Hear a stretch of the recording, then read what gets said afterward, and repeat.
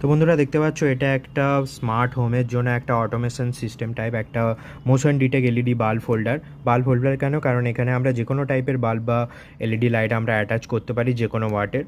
আর এখানে একটা motion sensor use করা হয়েছে যেটার মধ্যে মোশন ডিটেক্ট করার পরে এলইডি বাল্বটা টার্ন অন হবে। আর যদি না কোনো মোশন ডিটেক্ট করতে পারে 1 মিনিট পর এটা অফ হয়ে যাবে। টাইম ডিলেটা আমরা চেঞ্জ করতে পারবো, সেটার জন্য এখানে ইউজ করেছি একটা মেন ব্রেন, যেটা হচ্ছে খুবই ছোটো সাইজে 85 ডেভেলপমেন্ট বোর্ড।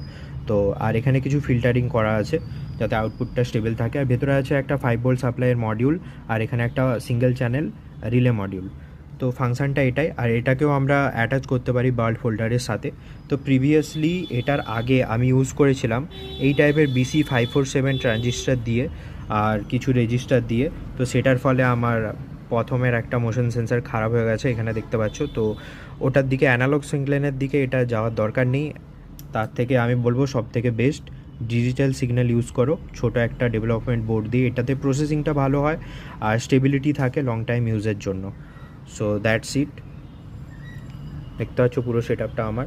এটাকে আমি অ্যাটাচ করে দেবো এটার মধ্যে ভেতরে পড়ে, আর এখানে ওটা ইনস্টল করে দেবো। তো তারপর এটা দেখতে একটু কম্প্যাক্ট আর একটু রোবাস্ট লাগবে। সো আপাতত এতটাই, দেখা হচ্ছে নেক্সট টিউটোরিয়ালে। বাই।